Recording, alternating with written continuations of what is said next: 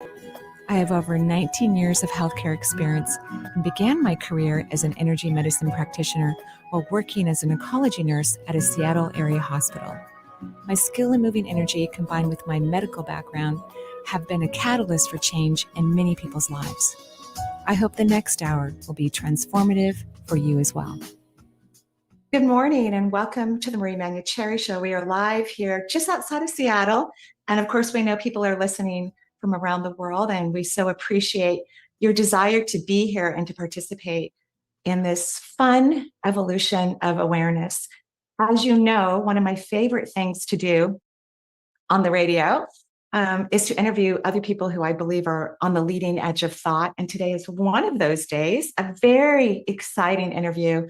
I was telling our guest that I could talk to him all day long, maybe have some breaks with tea and a nap. But there's a wonderful new book that is now available. It's called Quantum Spirituality. It is by Peter Canova. He's a spiritual philosopher, linguistic historian, and author of award-winning First Souls Trilogy, which is a fiction book. And the Quantum Spirituality book is his first nonfiction book, which is very exciting. It approaches the multi-universe theory through the twin lens of quantum physics and ancient spiritual wisdom.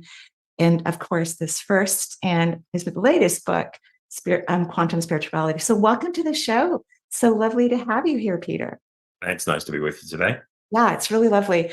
As I've been reading your book, you talk about how that, you're not exceptional or gifted, which I disagree 100%, despite some of your experiences. But what you also write is in the book, and I'm of course paraphrasing, no matter what level of consciousness or belief system you occupy in this lifetime, this story will provide a framework to formulate your own path of spiritual growth, which is amazing and so incredibly true. And, this is what we want our new thought leaders or expressors or whatever we want to, whatever people want to call themselves, to really pass on to humanity, that everyone is multisensory, and learning to turn off our brain or the logical mind, which you like to bring it all together, which is exciting and fun because it helps people to understand from that logical perspective as I open up to the multisensory world that we are all really naturally gifted and talented, and our consciousness is a part of the multi-universe.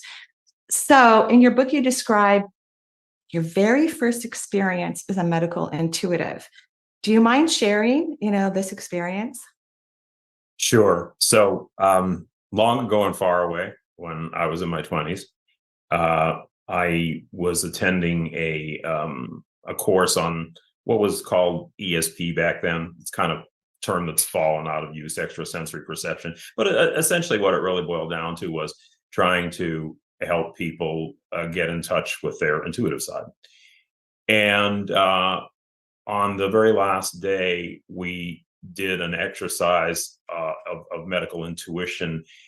And what it consisted of was people pairing off, and one person would have an index card with the information of somebody who had a problem. A lot of people have gone through this course, so they built up quite a file. And the person who was reading from the card was only able to give you the name, age, and address. They could not give you any other information. And in your responses, they were allowed, if you got something right, they were allowed to say that's correct. If you got something wrong, they always had to respond, we don't have that information here. They would never say, oh, that's wrong, you're way off base, because that kind of throws cold water on everything, on a kind of delicate process to begin with. So the very first case I did was an elderly gentleman in Miami, and they gave me his name, age, and address. And I saw in my mind's eye his heart, and it was tilted at kind of a funny angle, which was causing the aorta leading to the heart to be pinched off. And I said, well, I believe this gentleman has a blockage in his aorta. And they said, that's correct. What else can you tell us? And I saw something that felt metallic down in the bottom part of his heart. It didn't feel like it was organic or part of his heart. So to me, that indicated a pacemaker. And I said, well, I believe he's had a pacemaker installed. And they said, that's correct. What year was the pacemaker installed? So I saw the hands of a clock just moving furiously like this. And all of a sudden it stopped right at 10 o'clock, which indicated to me 10 years prior, So I said, and this is where I'm going to date myself. I said, well, he had the pacemaker installed in 1965. And they said, that's correct. So, I went on to accurately diagnose a whole bunch of other cases. And when I started to get over the disbelief of what I was doing, um, it opened up a whole floodgate of experiences. I mean, remote viewing, psychometry, clairvoyance, clairaudience. I mean, I was literally getting bombarded with information from the other side. I was like an open channel, probably too open, too much like a sponge. It wasn't really actually very healthy in some ways for some period of time, but I learned to manage it. And then the left brain part of me started saying, well, you're a Capricorn. What's the nuts and bolts behind this? I wanted to really know what was the kind of the mechanics, the clockwork behind these kind of experiences. So I started studying mystical traditions, and eventually it led me to the field of quantum physics. And the nexus there is that both ancient spiritual traditions and quantum physics essentially dealt with the same subject matter, which is light energy and matter, the nature of light energy and matter. So that's how they, that's kind of how they intersected for me. And then I made really a kind of a lifelong study of both of those things, and ended up writing a series of fictional novels, which did very well. And then as you said today, I wrote my first nonfiction book, which was actually the research, the 35 years of research that went into the fictional trilogy. Oh, that's amazing. That's absolutely amazing. One of the things I love about quantum physics is it really supports spirituality. I mean, in every way, shape, or form. So they really are married, in a delicious recipe that can allow for success for us as a planet, and us as individual people moving so beautifully in our life.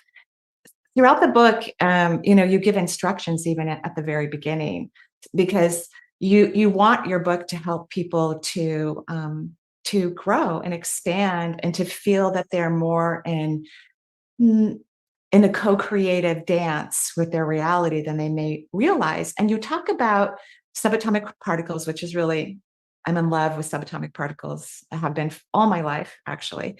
You are a subatomic particle. It's so true. You should love them.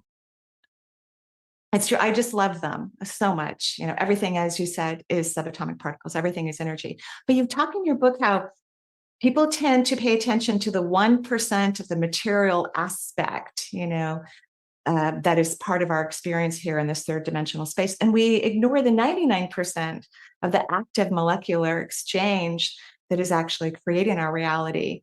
Could you, elaborate a little bit more on that?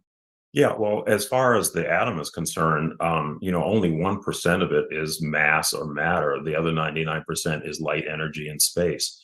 And as I said, we're fixated on the 1%, and we seem to be relatively ignorant of the energetic character of our existence. You could also say the spiritual character. I kind of use spirit and energy interchangeably. So, we really tend to concentrate, and science in particular does, on the what's visible, what's testable, what's observable, what's available to the five senses. But that is just the tip of the iceberg, because those things are all formations that come from a much deeper base or platform that we don't see, and that is the fact that an intelligent energy permeates creation, and we are essentially the recipients of the information of that intelligent energy. Right. It's inside of us. Anything we would ever want to know or understand or explore already exists. All the information we could possibly imagine or desire already exists. And one of the things about your book is that you're helping people to understand that and to gravitate towards that knowledge and to begin to explore it for themselves. Yeah, as a matter of fact, I always say that knowledge isn't so much things that we learn as much things that we remember. And because I really do believe that the pattern of all this information, for instance, the fact that we're talking over a computer right now, and I see you and you see me, or at least I see an apparition of you and you see an apparition of me. That's all done at an unseen level. And that's really the way existence works. I mean, the fact that we even invented computers is because the universe and creation operates essentially like a giant computer. So what we've done is essentially we've just tapped into something, the blueprint of which already exists. Right.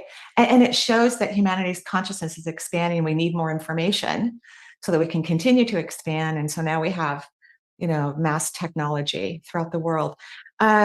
So you also talk about how we're living in a simulated matrix, like a holographic illusion, which I agree. I think everything's based on perception. You change your perception, you change your reality, you change your experience. But perhaps you could explain a little bit more about that as well. Yeah, well, there's a lot of indications that we live in a simulation, or a kind of a virtual world. I mean, just the fact that you know we appear, or we think of ourselves as solid creatures in a 3D world of solid objects, but we know that there is no solidity to these objects because, as we discussed, everything is based on subatomic particles, which are constantly moving around and in motion, and are really not solid. So the mystery is, how does something unsolid and invisible give rise to a perception of something that seems solid and visible? Right there, you see a little bit of an indication that maybe there's some form of illusion going on. And the scientists, this whole holographic theory kind of built up over a period of time as a result of different observations. So there's something in the quantum world called quantum entanglement. And entanglement is essentially the fact that two particles, which can be the equivalent of millions of light years apart, react instantaneously to one another. So, for instance, if there's a version of you on Mars and a version of you here on Earth, and I pinch the Earth version and the Mars version says "ouch" at the exact same moment, how does that happen? I mean, what explains the phenomena of something that communicates with one another, perhaps faster than the speed of light, or it's certainly at the speed of light? They started thinking, well, maybe the fact that these connections occur over these vast distances, maybe that just means that it's all kind of one picture or one hologram, and we're just looking at different localized parts of it at different times, but that it's really all kind of connected in this kind of holographic projection. And the thing about holograms is that you can take any little portion of a hologram and you can slice it and dice it in any way you want, but each minute piece of that hologram contains the image of the whole.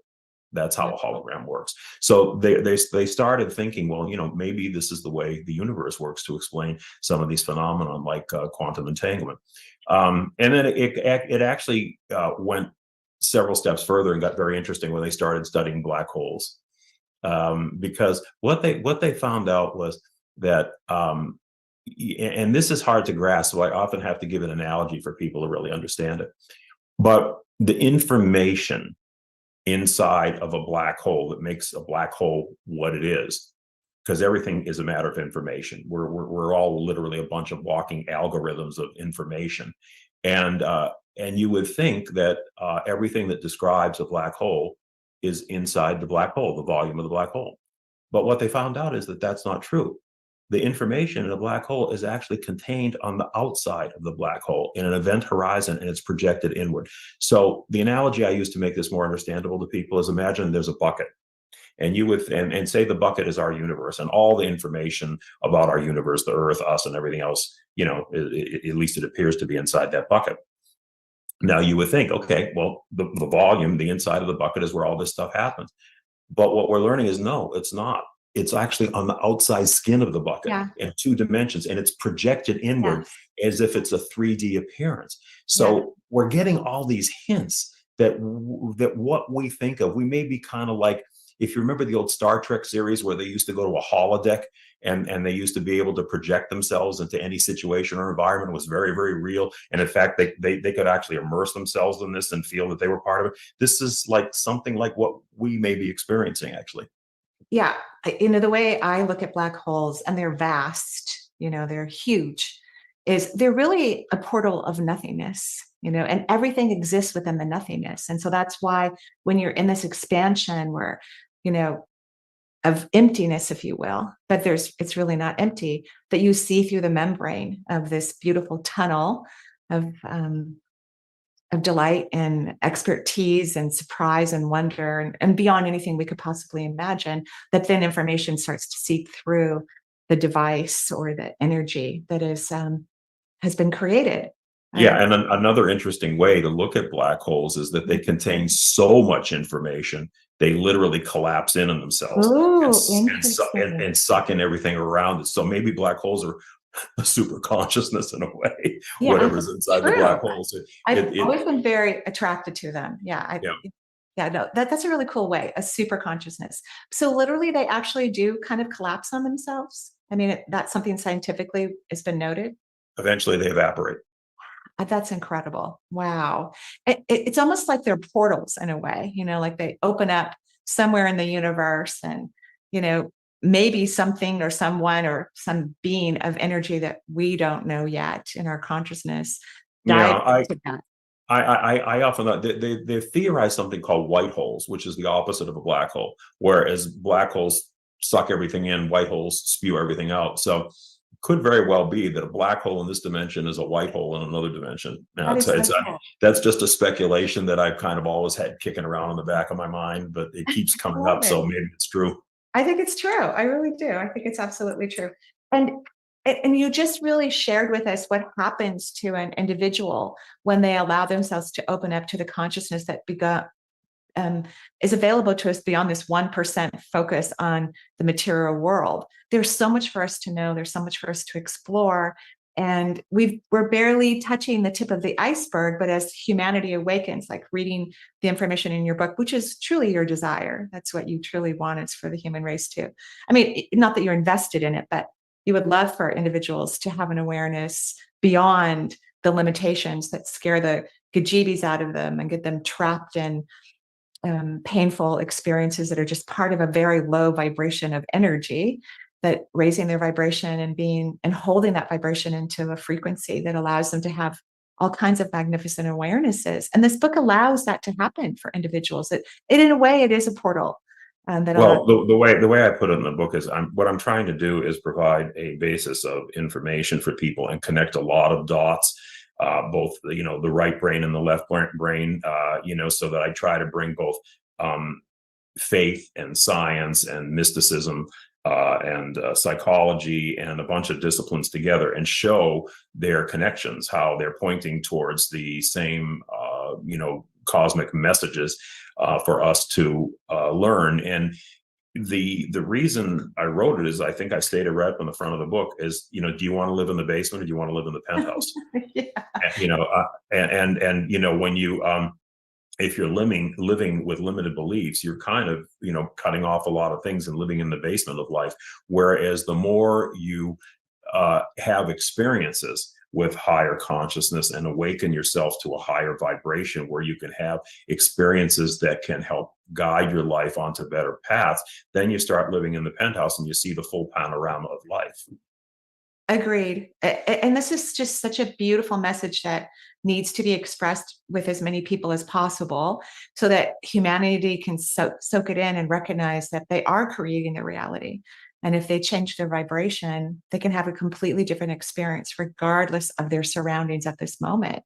It's incredible. I mean, and once we get enough people tipping, the scales to a place of co-creative awareness and knowledge, then we can end things like war or prevent it very, very quickly.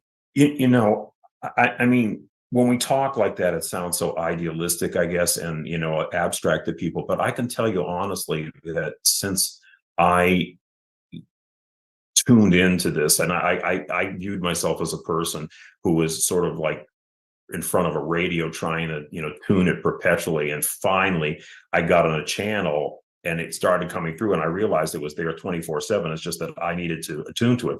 And once I did, I will tell you honestly, and I think I cited examples in the book where it saved my life and it got me out of occasions that I probably shouldn't have been able to get out of, almost kind of in a miraculous sort of way. So it's not new age, airy fairy stuff. I'm not like that, incidentally. I mean, sometimes I go I hate to say, but sometimes I go to these events and everything else, and I hear a lot of stuff there, and I know it's well intentioned, but you have to really sort of take it on faith, and most people have to really stretch their imagination. With me, you see, I approach things both. I'm bi-brained. I approach things both from the logical perspective side and from the intuitive side, because I think both of them working hand in hand is much more powerful. And so, when I write things, I don't use a lot of new age platitudes and stuff. And if I talk about things like co-creation, I explain what that is and how it works. I don't just say, yeah, you're a co-creator. You can sit around and think about money and a pot will appear on your doorstep. That's just not the way I approach things. So what I'm trying to convey to everybody is that there's a very practical, applicable side to all this. And this is what I try to convey in the book of how this works. Right. And you do have an audience of people who, study spirituality, believe in the balance of science. I was an oncology nurse before I actually worked in the healing energy medicine world. So you have the right audience, actually, but we may be just a little bit more in the vibrational joy of it all as well, as it goes. So you write also about the sacred feminine. You talk about how the feminine principle and mysticism is actually part of the movement into these new areas of consciousness. Yeah, very much so. I mean, that Carl Jung, the famous psychologist, observed that within each of us, we have both what are called male and female characteristics.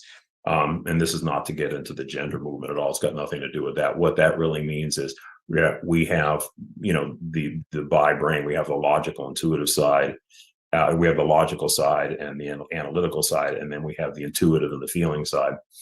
And they were generally characterized in ancient times as male and female. In modern times, we call them left and right brain or whatever. But essentially, the intuitive female approach, the kind of heart-based approach to understanding life, has been submerged for a few thousand years now. We've lived in a patriarchal society. And in fact, one of the books in my trilogy dealt with this, starting from the time of Jesus, and how the mystical female figures of the early church, like Mary Magdalene, were suppressed.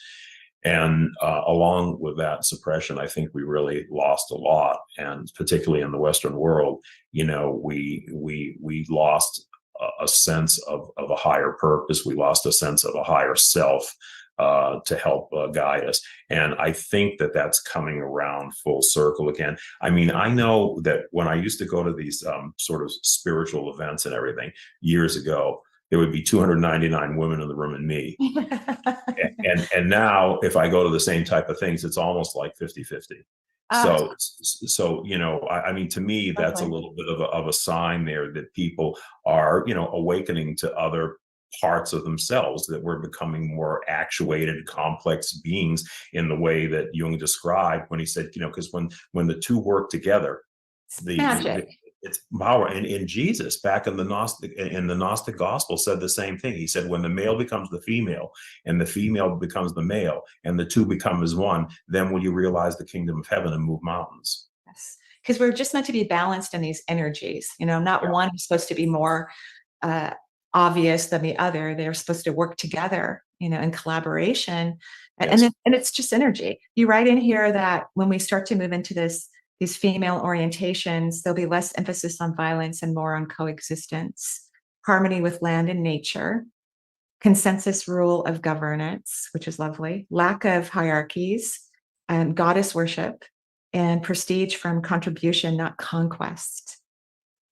Yeah, those were characteristics of some of the matriarchal societies prior to, let's say, like 3000 BC, when, we for instance, Egypt was not only matriarchal, but matrilineal, which meant that females ruled at that time.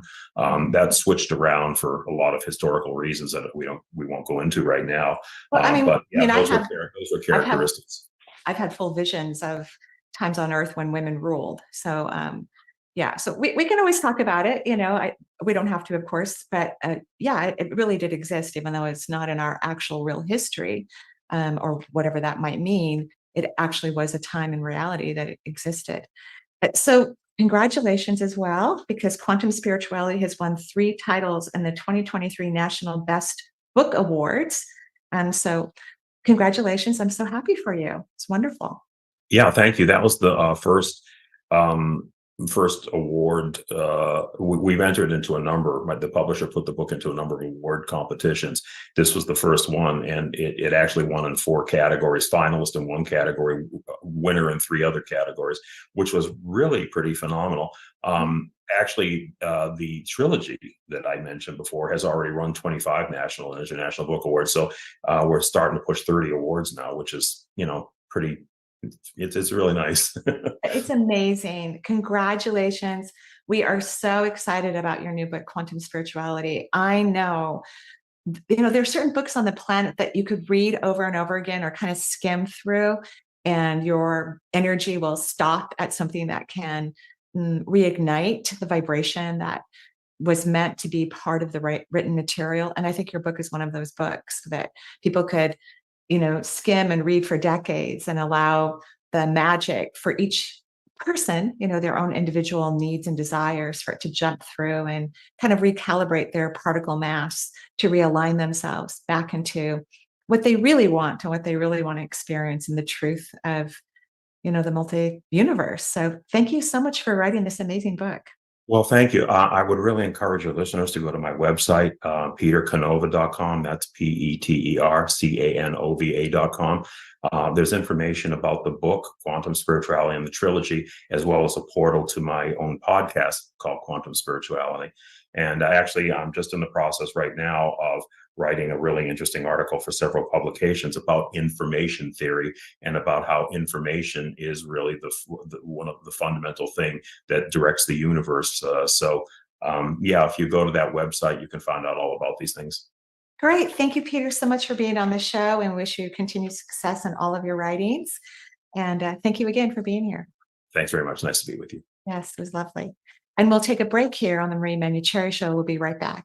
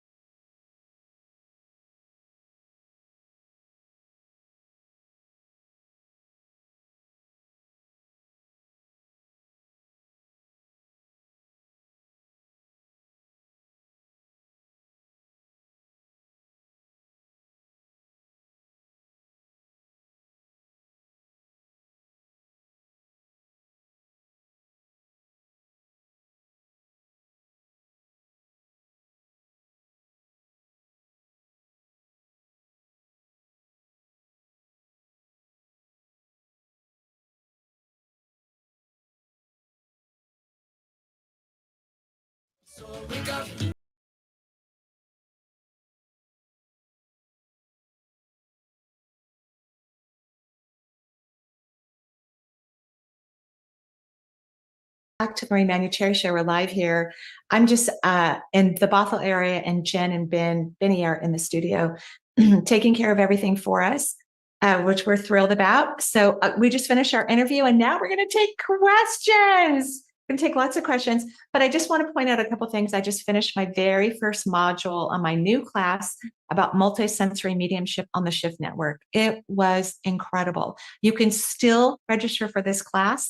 Go to energyintuitive.com, course page. You can see the course and follow the links. All the courses are recorded. You can join us live, or you can, listen to them later if you like. It was amazing. We had so much fun. Yeah, Marie is at your disposal. Yeah, Well, I really am. yeah, I truly am. It's the best part of it. All right, 877-825-8828 for the Marie Manuchehri Show if you're just tuning in. And we're going to start taking those calls. And let's start out with Amy calling in from San Diego. Hi, Amy. Hi, Vinny. Hi, Marie. That was a great interview. Thank you. Oh, you're so welcome. Thank you so much. What can I do for you? I'm in the basement, as Peter said it in life. I need to make a good decision about taking a plant-powered certification course. And it's a $5,000 investment. It begins in January. If I put my application in, and part of me hesitates. Do I need to learn anymore? Do I need to just finally get out and do it? And to put the final thought on it is, I probably have leaky gut, and I really don't look the part of health. And I think that's bothered me for years. Yeah, well, I mean, probably the majority of the people on the planet have leaky gut. Seriously. And I really think part of our job is just to continue to take good care of our guts. Like, one of the things I stopped doing was eating refined sugar like many months ago. But yesterday was my oldest granddaughter's birthday. And I went to her house for dinner. And of course, they provided me with a gluten-free, very delicious chocolate cupcake, which I proceeded to devour. Not the best thing for my gut, but I'll take lots of probiotics and eat lots of green things. So I think you're being too hard on yourself. And sometimes our personal experiences can be really effective for helping other people. My time working in the hospital, even though I wasn't a patient there, really helped me to understand how to work with people when they have serious illnesses, and the fear and what modern medicine provides. It was very efficient. So my question to you about this plant-based program, or about you choosing it or not, is this what you love? You love plant-based medicine? I really love the whole plant-based movement. I love food. I'm a certified health coach, but I haven't done anything with it. So, go figure. But I really want people to understand the diversity of a rainbow diet and whole plant and microbes and, making a big happy family in the belly, and, using food as nourishment. And, I don't know how else to say it. No, so your energy rose as you're talking from your own experience and your own love and your own beliefs. I think you should temporarily table the plant-based course that you want to take. I think you should work on developing your practice. I think you're ready. I think you already love food. You already understand it. I think you have an intuitive relationship with it. I think you need to work on your self-worth. That's really the issue here. You need to spend more time in your self-love and your self-worth, and build your practice. And then if you feel a joyful delight in participating in this class, then I would sign up for it then. But I think you'll be more successful overall, whether you take the class or not, if you work on your self-worth and your self-love. And if you do that before you take the class, it will be more beneficial for you. Yeah. So where's my self-worth going to come from? Do you have any thing you want to share with me on a course or something I could do? Yeah, well, it has to come from yourself. Like, self-worth and self-love is an internal, energetic relationship with yourself. I just finished a weekend self-love workshop in person. It was incredible. And we're going to teach another one in the fall of next year. But if we get enough interest, we'll teach more. And we also are doing, for people to sign up for like my new podcast that's coming up, which we'll be talking about. And for other subscribing things to the podcast, I'm going to be giving away free hypnosises. And one of them that we will be offering at some point is about self-love. So I would work on, like, maybe get some books on inner children healing. I would do a lot of positive what if questions, like, what if I fell madly in love with me? Or I picked one today from my volume 1 deck of what if questions. What if I see myself as the universe sees me and I am pure magic? That could be a great what if question for you. Yeah. And just start talking nicely to yourself, like, honey, I love you. Handsome, this for our male desired audience. Handsome, you are incredible. Sweetheart, I love you so much. Anyone can use whatever accolade they want, but start having beautiful internal conversations with yourself. That goes a long way to developing and maintaining your self-worth. And you do it every day for the rest of your life. You're wonderful. You are marvelous, Marie. Thank you. And so are you. Thank you. You're welcome. And I think your future clients are very blessed to have you.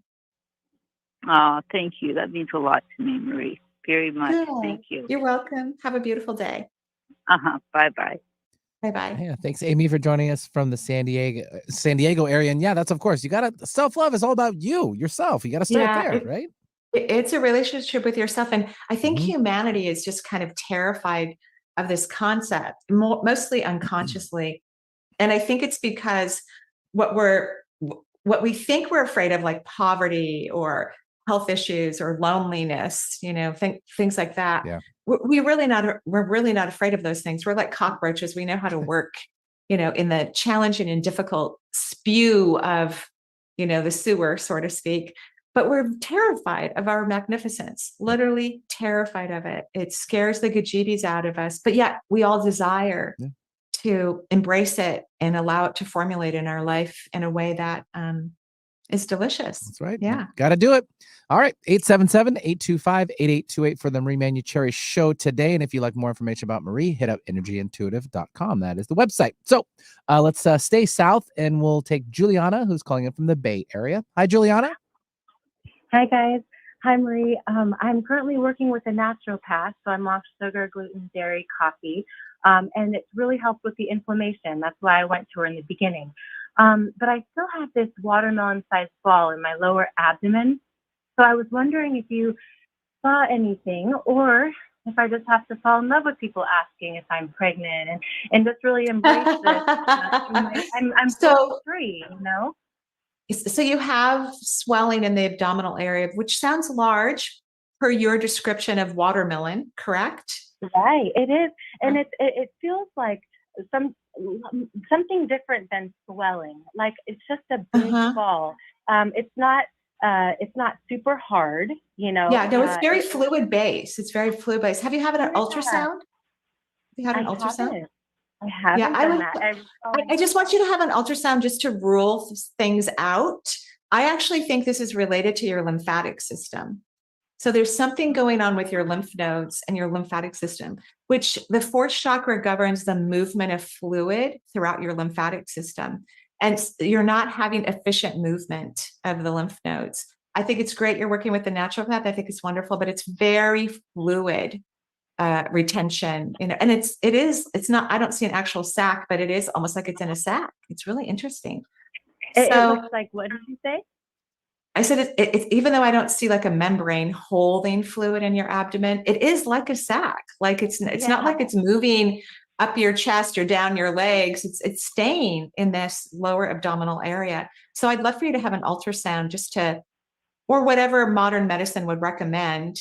I would love for you to do that just to check out some things. But this is going to be about your heart chakra. And one of the things you're not good at, and you can disagree with me, right, about anything, you're not great at receiving. You are a doer and a giver. And I think you've reached a pivotal point in your life that if you continue to overgive and overdo, it negatively affects your physical form, your body, and the world and yourself, and start to realize that you deserve to be loved and cherished and adored and seen and recognized and a whole bunch of things. Does this make sense, what I'm talking about? Yeah. So I do the hummingbirds coming through my back, right out the front. Yeah. Dollar bills, like you guys, Rachel Cohen talked about. And I'm wondering who to receive from besides just myself. Who do I receive this? Which is such an interesting question. I mean, I'm interested that you asked the question. So who do you have in your life? Do you have human beings in your life? Wonderful people in my life. I've got an incredible, loving partner. I've got kids that it's hard to receive. They just take, right? I've got my mom, a So couple of really good I, friends. I want you to start letting people take care of you. And I think it's important that you start setting boundaries and stop over nurturing the people in your life. Yeah. You need to Okay, set that some makes boundaries sense. with yourself. And your new favorite word is no. Okay. Especially Okay. to the kids. And Okay, even over as we're nurture. talking, I'm starting to see the inflammation relax, right? Like start to dissipate. So, and of course, you don't have to go get an ultrasound if you don't want to, but I would love to have modern medicine take a peek. Let's just take a peek and make sure there's not other weird things going on that we need to address and work on setting those boundaries. Okay. Okay, thank you, Marie, very You're much. welcome. You're welcome. Have a beautiful day. You too. Bye. Thank you. Yeah, thanks, Juliana, for joining the show. 877-825-8828. We'll stay down south still. A lot of southern people calling in today. So let's take Cindy calling in from San Diego. Hi, Cindy. Hi. Hi, Cindy. Hi. What can I do for Hey, you? Marie. I'm a little nervous, so bear with me.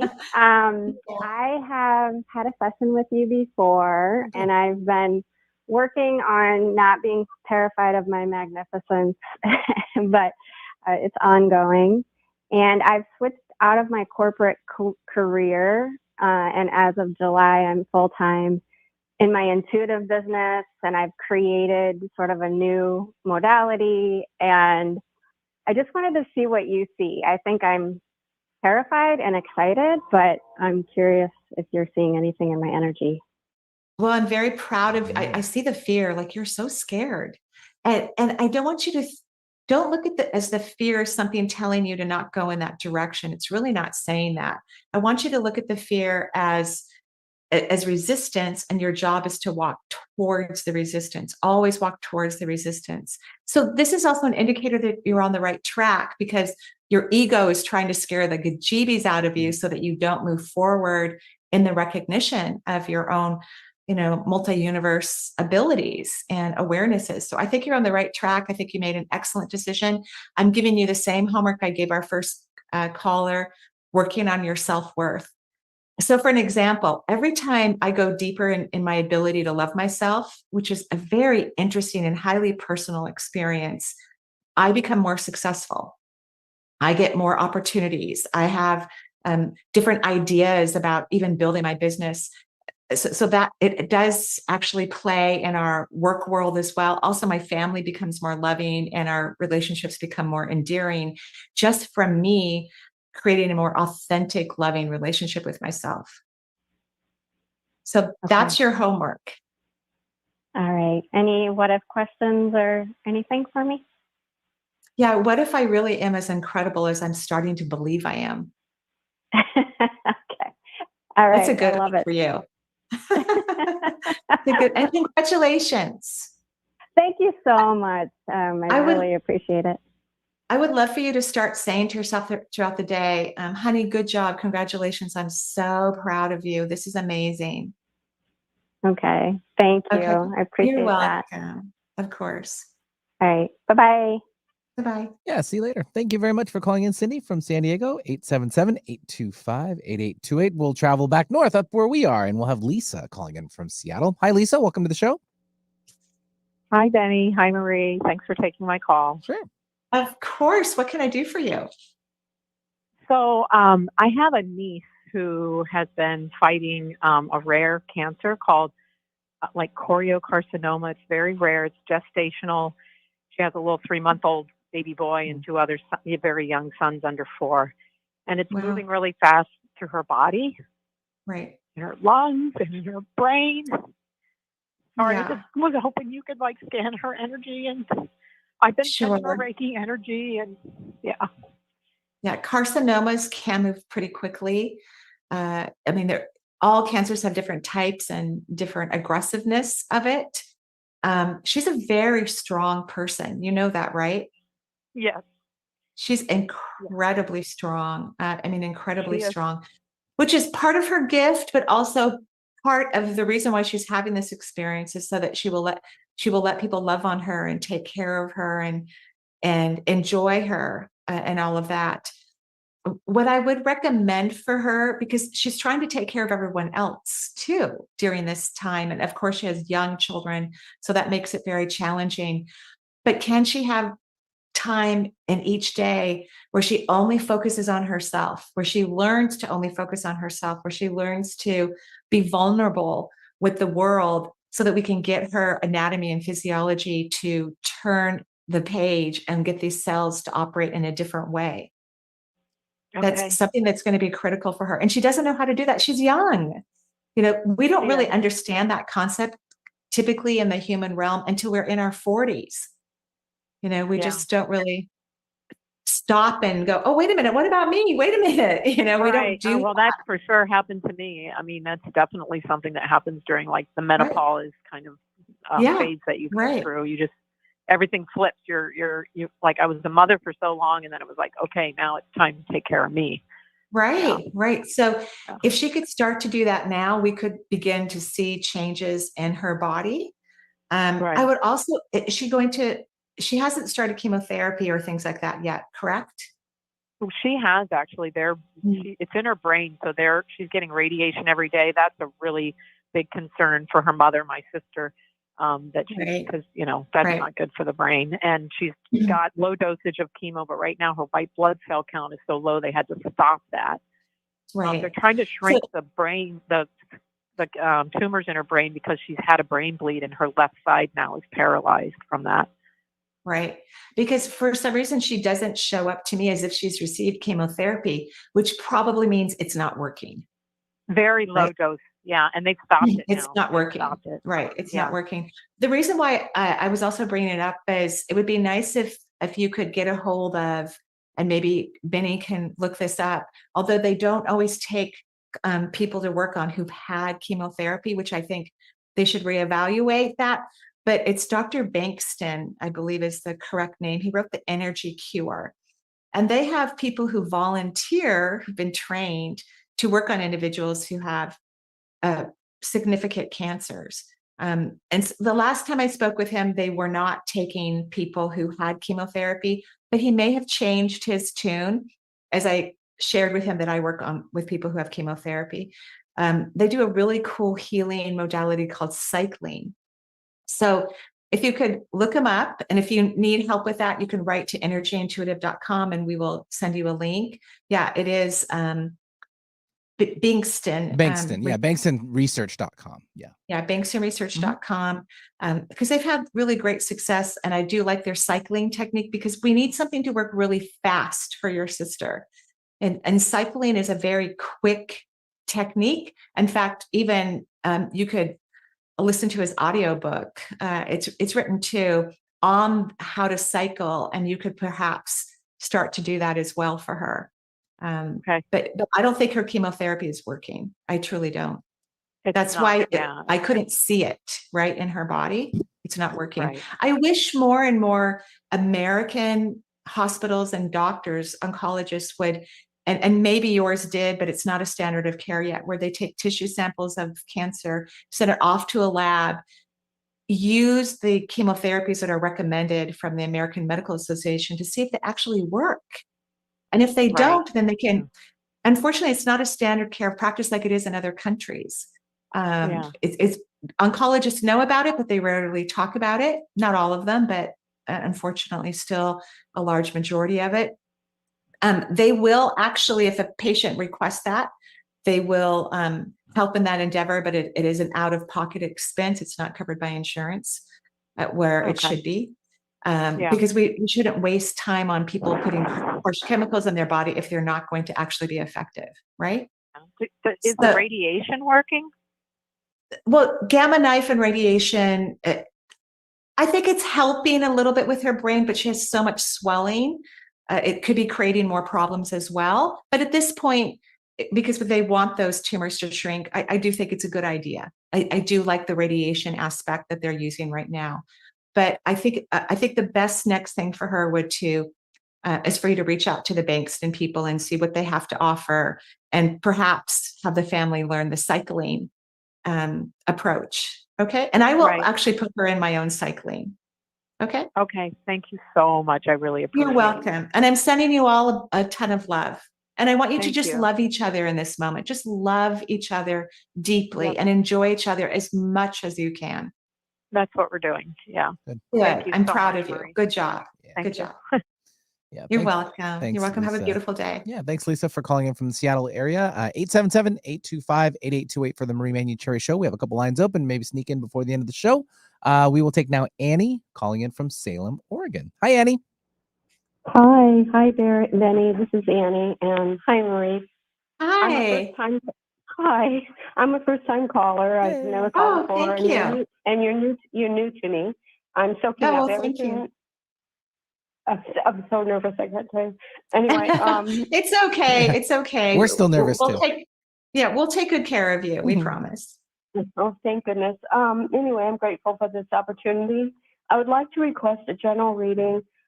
So many questions regarding health and career, but I really would appreciate what the spirit would have to know. Have me to know for my best and I is good. Yeah. So you have really lovely energy. You're a very kind person, extremely kind. You do have a massive leak of subatomic particles, my one of my favorite things in the world, at the back of your fourth chakra.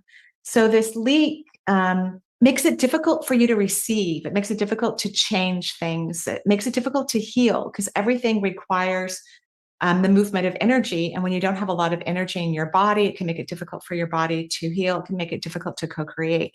So if you could learn how to receive, and being receptive is not an action item, it's a relaxation where you stop, take a breath, allow yourself, if you could imagine that every pore in your body is open and you are creatively experiencing light or warmth moving into all of your pores, not out of your body, but just only in, and you're getting comfortable with receiving, that would be excellent for you.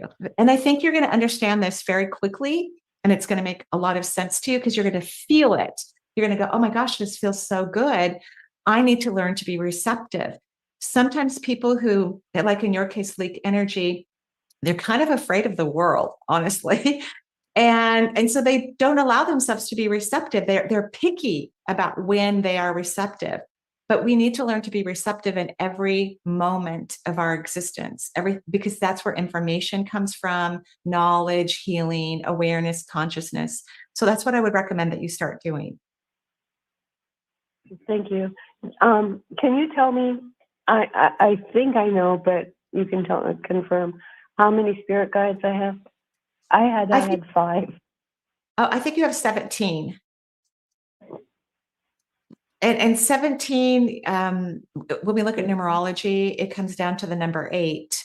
But I see 17 guides, but we're just looking at kind of like the meaning of these guides from like maybe a certain type of perception. And 8 is a very lucky number.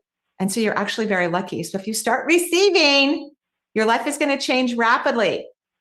Okay. Thank you so much, Marie. Okay. Thank you so much. Have a beautiful day. Thank you. You too. All right. Yeah. Thanks very much. And do we have time for one more? Yeah, I'll Okay. go ahead and take We'll one more. sneak in one more. Sure. It's Carol calling in from Georgia. So hi, Carol. Welcome to the show. Snuck right in. Hey, hi, Marie. Hi, how are you, Carol? I'm great. How you doing? I'm great. What can I do for you? Good. I wanted to find out if I can get just like a general or an energy reading. I don't know which you call it, but just to find out I don't know. I feel all confused and weird. I know. Just trying to check. Your energy is a little bit cray-cray right now. And I don't mean that from like a mental, health issue problem. It's just a little bit all over. It's not like. Yeah, it's running so fast and kind of chaotically. So I'm looking into your auric field and you have these large strands of energy moving too erratically, not like in weird directions, but up and down. It's uncomfortable. It's almost like when someone, like, let's say if it was really Halloween right now and we were all going to go to a spooky house and we knew that we're going to get scared, but still we would start to feel it in our body as, people jump out. That's actually happening to you right now. I think it's a leftover energy from the eclipse experience that we just had. We just had 2 eclipse aspects occurring. And I think you're rapidly changing significantly. So I would take it slow. I would take baths. I would go get a massage. I would step into a light sauna. If you want to take some yin yoga, I don't think there's anything wrong, but you're kind of resisting this change that's happening, and it's going to happen. So you just need to take it slow while your body recalibrates to the changes you've already made that are actually good for you. Okay, so nothing weird happening, just too much. I don't think so. That is not what I'm getting at all. It's just sometimes when we're shifting our consciousness, it can feel like an earthquake. Yeah. Okay. Exactly. Yeah, because it's just been like it's very unusual for me to Yes. do this. But you've had a major shift in consciousness, so I would rest while it's being integrated. Okay. All right, great. Thank you so much. Thank you so much. Have a beautiful day. I want to go get a massage after talking about that. I know, and right? I just want to remind everyone, I am moving to strictly podcast. We're still going to be on radio for a while, still here. It will be on video as well. You can actually leave a voicemail on my website, and we will play your question during the podcast and I will answer it. So please go to energyintuitive.com.